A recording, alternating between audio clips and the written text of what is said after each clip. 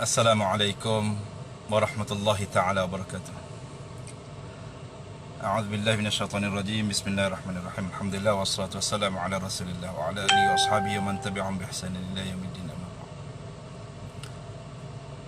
Jadi sebelum tu share dulu ya. Share dulu.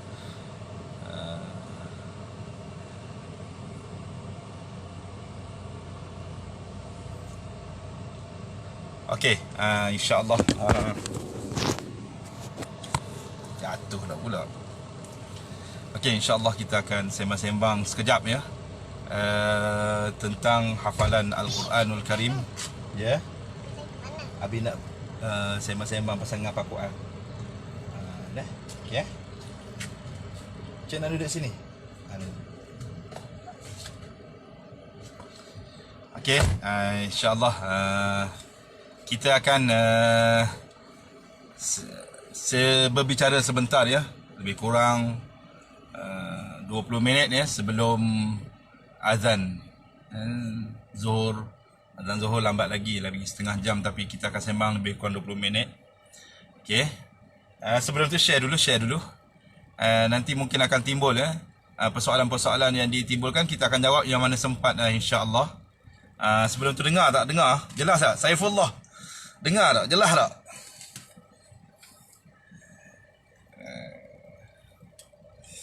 Jadi insya-Allah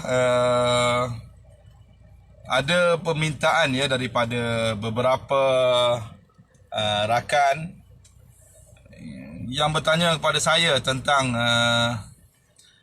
cara menghafal Al-Quran, khususnya kepada orang-orang tua.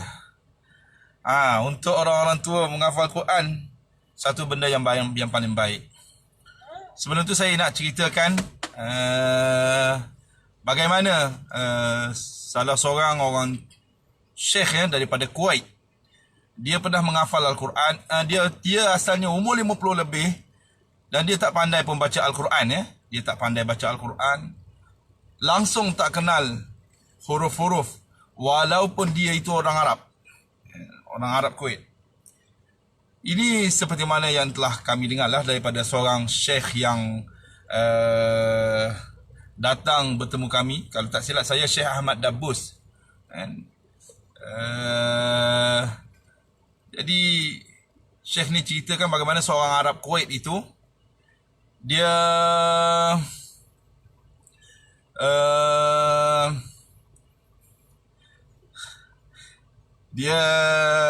orang kata apa ni, malu nak pergi belajar untuk menghafal Quran ataupun belajar Al-Quran. Akhirnya dia mengambil Al-Quran. Contoh saya buat contoh. Dia mengambil Al-Quran, dia buka, dia tengok ya. Dia tengok Al-Quran ini dan dia lihat pada setiap baris itu huruf-huruf ataupun kalimah yang dia kenal. Contoh kalimah Allah, dia akan sebut Allah. Kalimah Rasul, dia akan sebut Rasul. Kalimah Muhammad, dia akan sebut Muhammad. Ataupun mungkin dia kenal huruf alif, dia akan sebut alif. Dan begitulah dia akan buat setiap baris. Ya, setiap baris dia buat sampailah dia habis 30 juzuk, dia buat macam itu. Dan selepas itu mungkin dia ada keinginan dan malu dia semakin berkurangan dan mungkin dia pergi belajar lah. Tetapi nak ceritanya bagaimana selepas habis dia melihat macam itu, akhirnya dia mula menghafal Al-Quran sehingga dia khatam 30 juzuk Al-Quran. Subhanallah. Subhanallah. Ini yang saya nak kongsikan sangat dekat sini. Bahawasanya menghafal Al-Quran itu tak semestinya habis 30 juzuk, tetapi usaha kita, ikhtiar kita ya. Yang paling penting menghafal Al-Quran ini ialah kita hidup bersama Al-Quran. Kita cuba melaksanakan apa yang ada pada suruhan-suruhan Allah Subhanahu Wa Taala itu, dan cuba kita bertadabbur ayat-ayat Allah. Jadi di sini saya ingin sampaikan terutamanya kepada pelajar-pelajar saya ya, jangan putus asa dalam menghafal Quran. Dan kepada mereka yang nak mula menghafal Quran, terutamanya orang-orang tua yang berumur 40 tahun ke atas ataupun dan sebagainya, saya nak sampaikan di sini bahawasanya proses menghafal Quran ini tak semestinya kita nak cepat habis 30 juzuk. Okey? Sebelum itu saya nak maklumkan share dulu. Saya nak sampaikan satu berita penting ya, tentang bagaimana saya dah share ya, tolong share. Saya pernah bersama di Mahat Qiraat Shubra dulu, bersama dengan salah seorang rakan sekelas yang kafif ya. Kafif ni dia macam buta. Tapi Allah Ta'ala bukakan pintu hati dia. Umur dia 13 tahun. Dan ketika itu saya bertanya kepada beliau, ya Muhammad, bagaimana kami nak menghafal matan, bait-bait matan ya, macam matan Asy-Syatibiyah, dia punya matan dia contoh bada'tu bi bismillahi fin nazmi awwala tabaraka rahmanan rahiman wa mau'ila. Itu satu bait matan. Jadi bait matan itu bagaimana kami nak hafal, nak ingat. Dia seorang yang buta. Dan dalam kelas kami daripada umur 13 tahun di Mahat Qiraat Shubra itu sampai umur 60 tahun satu kelas. Subhanallah Semangat orang-orang Arab Mesir ni nak menghafal Quran, nak belajar ilmu Al-Quran. Ketika saya tanya tentang perkara tersebut, maka beliau beritahu pada saya, engkau ulang satu bait matan itu sebanyak 1000 kali. Sekali lagi saya maklumkan bahawasanya proses untuk menghafal bait matan ataupun menghafal Al-Quran itu, Allahumma amin ya Ustaz Zul, Allahu Akbar, ayahanda kita. Waalaikumsalam Azad Okey, saya teruskan dulu ya. Cik Azad saya teruskan bahawasanya nak menghafal Al-Quran itu sebenarnya bukan kita menghafal sekadar ulang 10 kali, 15 kali kita dah ingat, lepas tu kita pindah ayat lain. Tak ada masalah nak buat macam tu pun, tak ada masalah nak buat macam tu pun. Sebabnya yang paling penting ialah kita cuba usaha kita. Tetapi yang saya kongsikan di sini bagaimana seorang buta, seorang yang buta boleh beritahu kepada saya, masa itu kawan sekelas, dia kata bahawa kalau engkau nak hafal Al-Quran, kalau engkau nak hafal matan, kau ulang 1000 kali. Subhanallah, 1000 kali. Mungkin kita boleh bagi mereka yang nak menghafal Al-Quran, yang tak pernah menghafal, mungkin dia nak hafal Qul huwallahu ahad. Mungkin saya ada jumpa rakan-rakan kita yang mungkin tak pandai pun nak baca Al-Quran, tapi cuba nak menghafal Al-Quran. Sekarang kita suruh dia hafal surah-surah yang pendek dulu. Contoh Qul huwallahu ahad. Dia ulang Qul huwallahu ahad, Qul huwallahu ahad, Qul huwallahu ahad, Qul huwallahu ahad, Qul huwallahu ahad, Qul huwallahu ahad. Dia ulang-ulang ya. Ulang-ulang sampai sebanyak 1000 kali. Yang insya-Allah akan lekat lah. Itu yang telah dikongsikan oleh Muhammad Marzuq, Syekh Muhammad Marzuq, yang ketika itu dia berumur 13 tahun baru, tapi dia boleh kongsikan dengan dengan kita satu perkara yang paling mahal ya, yang paling mahal. Dalam sini ramai rakan-rakan saya yang menghafal Quran, dan juga kita akan kongsikan. Itu yang pertama. Yang kedua, minta share dulu. Yang kedua, kita nak cerita juga tentang hafalan Al-Quran ini sebenarnya banyak cara. Orang tu macam ni, orang tu macam ni. Itu terpulang pada cara masing-masing. Tetapi yang paling penting, bagaimana kita hidup bersama Al-Quran. Bagaimana kita hidup bersama dengan ayat-ayat Allah Subhanahu wa taala. Subhanallah. Yang kita mahu daripada Al-Quran itu ialah yang kita boleh baca, kita boleh amal dan sebagainya seperti mana yang kita faham. Jadi kita nak menghafal, contohlah kalau kita hafal satu hari satu ayat, ataupun satu bulan satu ayat daripada ayat-ayat Allah, itu sebenarnya sudah memadai bagi kita, bagi yang tidak menghafal Al-Quran, bagi yang orang bukan ahli menghafal Al-Quran. Kan? Yang paling penting di sini, ya, menghafal Al-Quran ini yang kita nak ialah kesungguhan. Ada kesungguhan. Tidak malas. Itu paling penting. Kan? Paling penting. Kalau tak ada kesungguhan dan juga kalau malas, macam mana kita nak menghafal Al-Quran? Ya, dalam tempoh beberapa minit ini, ingin saya beritahu kepada semua yang bersama dengan kita pada kali ini bahawasanya menghafal Al-Quran itu perlu sifat yang tidak ada putus asa sifatnya. Maknanya kita tidak ada putus asa, kita ada kesungguhan. Kesungguhan yang kita buat benar-benar ikhlas kepada Allah Subhanahu wa taala. Baik. Saya nak kongsikan contoh. Contoh ya. Hafal Quran ni berbagai cara. Contoh kita nak hafal 5 ayat. Contoh kita nak hafal 5 ayat. Tengok tangan saya, 5 ayat Al-Quran. Jadi, ini contoh. Ayat yang pertama, kedua, ketiga, keempat dan kelima. Ya. Okey. Jadi, ayat sebelum kita menghafal Al-Quran, kita kena betulkan bacaan di hadapan guru atau penolong guru atau orang yang bersama-sama dengan kita yang mempunyai kemahiran dalam ilmu Al-Quran. Kita baca di hadapan dia ayat pertama, kedua, ketiga, keempat, kelima dengan ayat dengan bacaan yang betul. Ini khusus untuk pelajar-pelajar sekolah lah terutamanya ya. Yang bagi orang-orang tua saya dah beritahu tadi. Dan ini khusus untuk pelajar-pelajar sekolah ataupun mereka yang masih lagi muda. Kan? Jadi mereka yang masih muda Jadi di sini okey, Dr. Zuhdi boleh share ya dengan geng tahfiz lanjut usia ya. Okey, ini untuk yang orang muda dulu. Jadi selepas kita baca ayat pertama, kedua, ketiga, keempat dan kelima, kita mula nak menghafal Al-Quran. Bolehkah kita nak hafal terus? Tak boleh. Sebab tadi kita betulkan di hadapan guru ataupun penolong guru atau mereka yang mempunyai kemahiran ilmu tajwid Al-Quran dan juga cara baca Al-Quran. Baik. Jadi di sini mula baca ayat yang pertama, ayat kedua, ayat ketiga, ayat keempat, ayat kelima. Okey? Ayat pertama, kedua, ketiga, keempat, kelima. Berapa kali? Baca 10 kali bagi lancar. Baca dengan tajwid. Baca dengan tajwid. Kerana bila kita baca dengan bacaan yang betul, maka itulah kita akan hafal dengan hafalan yang betul. Yang itu step yang kedua. Step pertama ingat balik. Saya ulang balik tadi. Step pertama tadi, baca ayat pertama, kedua, ketiga, keempat dan kelima ini di hadapan guru ataupun penolong. Guru ataupun mereka yang mempunyai kemahiran ilmu Al-Quran. Step kedua, kita baca sebanyak 10 kali.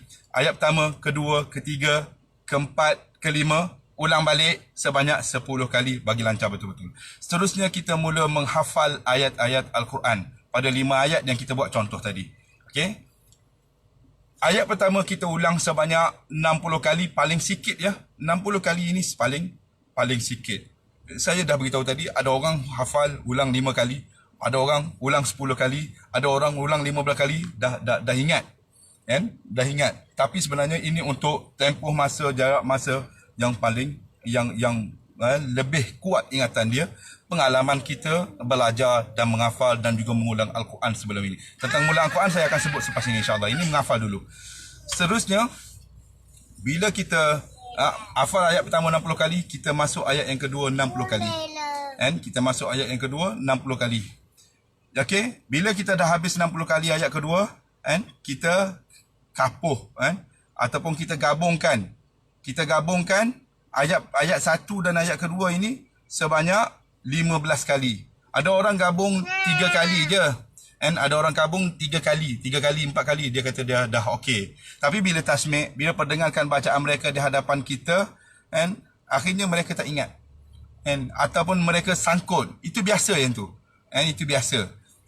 Tapi sebenarnya kita beritahu ini yang paling minima, 15 kali ulang ayat kapuh ataupun gabung ayat pertama dan kedua. Seterusnya masuk ayat yang ke-3, ulang 60 kali. Ulang 60 kali dah habis 60 kali. Kalau 49 kali, 50 kali tak boleh, bagi cukup. Ia minima. Ini contoh ya. Jadi lepas tu dia gabung balik. Ayat pertama, kedua, ketiga 15 kali dan ayat yang keempat 60 kali dan dia gabung. Dia gabung. Habis 60 kali, dia tak boleh masuk ayat kelima. Dia gabung dulu. Dia gabung sebanyak berapa kali? Sebanyak 15 kali. Daripada ayat 1, 2, 3, 4. 15 kali. Dan ayat terakhir, ayat yang ke-5, and dia ulang sebanyak 60 kali. Kejap tengok, sekejap tak tengok. Dan selepas itu, dia gabung ayat 1, 2, 3, 4, 5 sebanyak, bukan 15 kali, 30 kali sebab dia ulangan terakhir. Kalau dia tak berapa lancar, ulang lagi sebanyak 30 kali. Kalau tak berapa lancar lagi, ulang lagi sebanyak 30 kali, bukan tambah 5 kali sahaja. Okey. Itu contoh cara hafal Al-Quran, terutamanya bagi pelajar-pelajar sekolah lah. Lepas tu saya suruh share tadi untuk pelajar-pelajar sekolah dapat tahulah terutamanya. Dan cara hafal Quran ini mempunyai cara yang pelbagai, boleh guna cara yang macam-macam. Tadi saya buat contoh di antara yang telah saya lalui, dan saya dulu ulang lebih pada itu lagi lah. Dan waktu menghafal Quran yang paling baik ialah waktu asar, maknanya sebelum maghrib, setengah jam sebelum maghrib, setengah jam sebelum maghrib. 6.30 lah kalau sekarang ni, 6.30 lebih baik waktu menghafal Al-Quran. Itu adalah waktu yang paling baik menghafal Al-Quran, bukan lepas subuh, bukan sebelum subuh. Sebelum subuh itu wabil asharihum yastaghfirun, dan pada waktu sahur itu kita adalah waktu untuk kita beristighfar, waktu untuk kita bertaubat, waktu untuk kita ingat balik. Jadi waktu pukul sebelum subuh itu adalah waktu untuk ingat balik Al-Quran. Ramai yang silap faham, ramai yang mengatakan bahawasanya menghafal Al-Quran ini waktu pagi. Itu tak betul tu sebenarnya. Yang sebenarnya itu adalah waktu untuk ingat balik. Itu dari sudut sistem dia lah. Soal siapa nak buat waktu bila itu terpulang. Terpulang.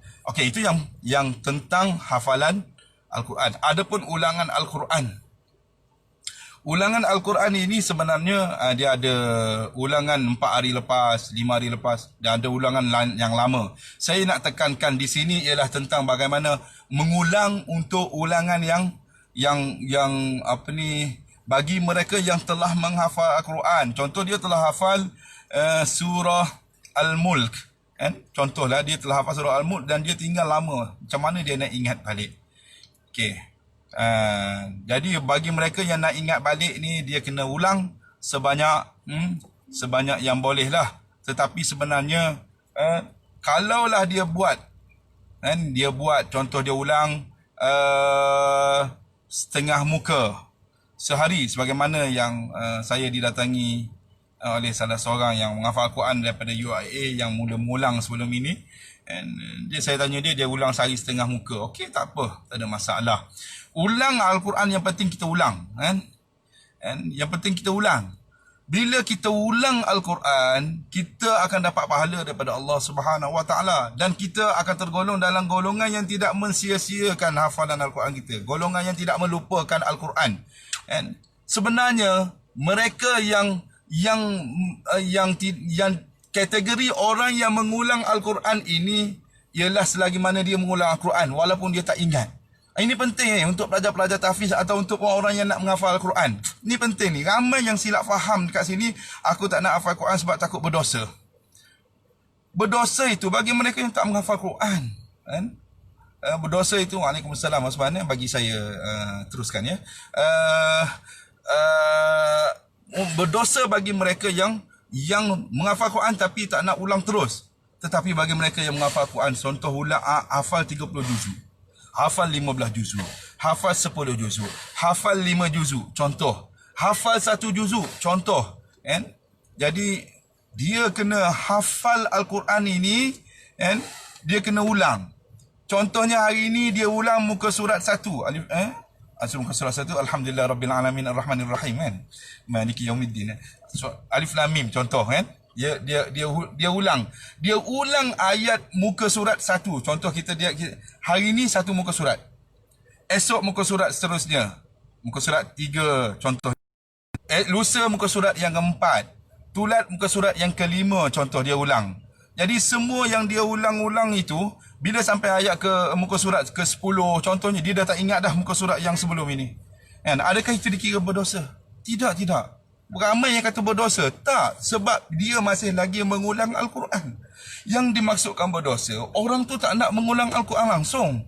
Kan? Orang tak nak Quran langsung, tak nak ulang langsung Quran. Itu berdosa lah. Tapi bagi orang yang mengulang, contoh dia ulang-ulang sampai muka surat 20, muka surat 10 dia tak ada ingat. Sampai muka surat 30, muka surat 20 dia tak ingat. Sampai muka surat 50, muka surat 30 dia tak ingat. Jadi yang ni sebenarnya dia kena dia tidak tergolong dalam golongan orang-orang yang berdosa. Orang yang berdosa ialah orang yang dia menghafal Quran tapi dia tinggal terus dan dia tak mengulang terus. Itu orang yang berdosa. Adapun contohnya kita celang-celup ataupun hari ni kita mengulang. Hari ni kita ulang muka surat 31. Contoh satu muka surat kita ulang. Kita ulang sampai ingat betul. Kan? Sampai 3-4 kali kita dah malas. Kan? Kita suka buka WhatsApp ke dan sebagainya. Tak ada masalah. Okey, itu hal masing-masing lah kan. Tetapi di sini bila dia mula ulang. Okey, dia mula ulang. Selepas itu and esok dia ulang lagi. Lusa pada muka surat, kita kata muka surat 53. Muka surat 53 tu dia tak ulang. Dia malas. Kan? Adakah berdosa? Belum lagi sebab dia masih lagi hari-hari yang dia mengulang. Tapi dia celang-celup. Kan? 2-3 hari dia tak mengulang. Hari ke-4 dia ulang pula. Hari ke-7 dia ulang pula. Hari ke-8 dia tak ulang. Hari ke-9 dia tak ulang. Hari ke-10 dia ulang pula. Itu biasa kepada mana-mana hufaz Al-Quran, mana-mana orang yang menghafal Quran. Dia ada sifat malas. Tetapi dia masih lagi kategori orang yang tidak berdosa. Masih lagi kategori orang yang tidak berdosa. Sebab apa? Sebab mereka berusaha untuk mengulang Al-Quran. Yang berdosa ialah orang yang tinggalkan ulangan Al-Quran. Kalau orang tu mengulang Quran, dia memang tak ingat langsung. Dia dah tinggal hafalan Al-Quran, ulangan Al-Quran ni selama 20 tahun. Mungkin dia habis khatam masa umur 13 dulu. Ataupun dia khatam masa umur 15 dulu. Jadi pada umur 35 tahun sekarang ini, dia baru ada kesedaran untuk mengulang balik Al-Quran. Maka dia mula dengan ulang satu hari 2 ayat. Satu hari 2 ayat dia ulang. Dia yang tu je dia mampu sebab dia dah ulang tinggal lama dah. Adakah perkara itu berdosa? Esok dia ulang 2 ayat. Esok dia sambung lagi 2 ayat. Tulat dia sambung lagi 2 ayat. Terusnya dia sambung lagi. Walaupun yang belakang yang dia tinggal tu jadi tak ingat. Tapi dia terus ulang-ulang sampai habis 30 juzuk. Dia dikira tidak berdosa. Dia dikira tidak berdosa. Yang berdosa yang dia tinggal dulu tu. Berdosa lah. Jadi kita ada peluang lagi dalam kehidupan kita ini untuk mengulang Al-Quran. Yang paling penting, cuba ulang masa kita tunggu di antara waktu solat. Selepas kita solat sunat hingga nak masuk waktu waktu untuk tunggu Bilal Qomat. Kalau musim PKP ni sebab kita di rumah ya. Kalau bukan musim PKP, kalau di masjid-masjid, kalau macam Zuhur dia tunggu kan. Macam di kalau macam subuh, macam masjid saya tunggu 20 minit. Masjid saya tunggu 20 minit. Jadi kami gunakan waktu itu untuk ulang Al-Quran. Dan sebaiknya sebelum kita bekerja, sebelum pagi lah, lepas subuh, sebelum kita pergi bekerja, ulang dulu Al-Quran walaupun satu ayat daripada ayat-ayat Allah. Biar hidup, biar jiwa kita, perasaan kita hidup dengan Al-Quran. Itu yang kita mahu. Kepada anak-anak murid saya, kepada mereka yang bersama dengan saya, ma'an. Kita hendaklah sentiasa bersama-sama dalam ulangan Al-Quran ini. Kita kena sentiasa bersama-sama dalam mengulang Al-Quran. Kena ada usaha kita, ikhtiar kita. Ya, bagi mereka yang nak bertanya kepada saya selepas ini, boleh bertanya. Dan ini banyak lebih kepada tontonan ya. Tentang hafalan Al-Quran, saya ulang balik bahawasanya menghafal Al-Quran tidaklah susah. Yang susah ialah mereka yang ada keluh kesah. Mereka yang sentiasa gelisah dalam kehidupan ini ialah mereka yang tidak bersama dengan Al-Quran. Ulanglah Al-Quran walaupun satu ayat setiap hari. Itu paling penting. Sibuk macam mana pun, ulanglah Al-Quran. Bagi mereka yang menghafal Al-Quran, terutamanya, walaupun hafal itu tak habis 30 juzuk. Kalau dia hafal, contoh dia hafal 5 juzuk. Terutamanya ustaz-ustaz kuliah yang menghafal 8 juzuk ya. Ustaz-ustaz kuliah Al-Azhar dulu yang 30 juzuk, ada yang 30 juzuk, ada yang menghafal sebanyak 8 juzuk. Kena ulang ustaz-ustaz. Kena ulang. Berdosa kita kalau kita tak ulang. Tak semestinya kita ulang satu juzuk setiap hari. Kita ulang satu ayat je. Esok sambung lagi satu ayat. Lusa sambung lagi satu ayat. Ini satu benda-benda yang kita kena ambil semangat ini ambil peluang ini untuk kita gunakan supaya kita dapat bertemu dengan Allah dalam keadaan kita sedang membaca ayat-ayat Allah. Subhanallah, subhanallah. Kita dapat bertemu Allah dalam keadaan kita sedang bercakap-cakap dengan Allah Subhanahu Wa Taala. Seterusnya, bagi mereka yang menghafal Al-Quran, bagi mereka yang menghafal Al-Quran, bacalah Al-Quran itu yang telah diulang itu, baca dalam sembahyang sunat. Sebab kalau kita baca, kalau kita di rumah, sekarang ni musim solat di rumah, mungkin kita boleh solat, baca dalam solat dekat rumah. Tak payah baca panjang-panjang kalau dalam solat fardu ni. Ini kerana aku hafal Quran, baca panjang dalam solat fardu. Tak, solat fardu baca sikit je, sekadar setengah muka. Kalau subuh tu satu muka sahaja. Kalau macam bacaan saya agak lambat, saya tak boleh baca satu muka lah, nanya orang belakang. Ya. Jadi kita kena faham suasana situasi. Jadi kalau kita nak baca dalam solat sunat, ataupun ketika kita mana-mana, ada waktu-waktu yang kita sesuai untuk kita baca. Dan baca dan menghafal Quran ini ada pahala yang cukup besar dari sisi Allah Subhanahu Wa Taala. Subhanallah, saya rasa itu saja 2-3 perkara sedang sembang-sembang santai kita tentang hafalan Al-Quran. InsyaAllah kita akan bersiaran lagi selepas ini, dan saya rasa itu sebagai mukadimah, dan saya amat menghormatilah mereka-mereka yang mempunyai kemahiran yang tinggi dalam hafalan Al-Quran dan ulangan Al-Quran. Dan di sini saya nak kongsikan untuk ambil pahala sebenarnya. Tujuan saya sebenarnya untuk ambil pahala kita berbicara tentang hafalan dan ulangan Al-Quran, dan juga kepada kalian yang mendengar dan menonton siaran langsung ini, kalian juga akan dapat pahala mengetahui tentang ilmu menghafal dan juga mengulang Al-Quran. Subhanallah, moga Allah Ta'ala golongan kita di dalam golongan ahli Al-Quran insya-Allah, ahlillah wa khassatuh insya-Allah. Dan kita sebenarnya kehidupan ini, kita kena cuba untuk berusaha semampu mungkin untuk menghafal ayat-ayat Allah, terutamanya ayat-ayat yang pendek tu daripada surah Muqaddam itu, daripada Wadduha sampai An-Nas. Dan bagi mereka yang ada kemampuan boleh habiskan juzuk 30 itu, iaitu daripada Amma Yatasaalun 'anil Naba'il 'Azim itu sampai Minal Jinnati wan Nas. Maknanya habiskan satu juzuk itu. Dan selepas itu boleh hafal surah-surah pilihan, surah Yasin, surah As-Sajdah, Al-Waqi'ah, surah Ar-Rahman, surah Al-Kahfi. Al-Kahfi kan kita baca setiap hari Jumaat kan, bermula daripada maghrib malam Jumaat sehingga sebelum solat Jumaat kan. Itu dah ada dalam hadis Rasul sallallahu alaihi wasallam. Yasin ada yang kita dalam hadis Rasulullah dalam Sahih Muslim dibaca setiap pagi ya, bukan malam Jumaat. Malam Jumaat pun boleh baca, itu adat kita kan. Boleh baca, tak ada masalah. Tapi yang dalam hadis di Rasulullah sallallahu alaihi wasallam baca, Rasulullah sallallahu alaihi wasallam baca setiap pagi. Okey, kita beberapa minit lagi akan masuk waktu solat Zuhur, maka kita berhenti setakat ini saja. Terima kasih kepada semua yang bersama dengan kita. Mohon share perkara ini, insya-Allah saya akan save dalam siaran ini insya-Allah. Dan mohon moga-moga Allah Subhanahu Wa Taala golongan kita di dalam golongan orang-orang yang mendapat syafaat Al-Quran pada hari kiamat nanti.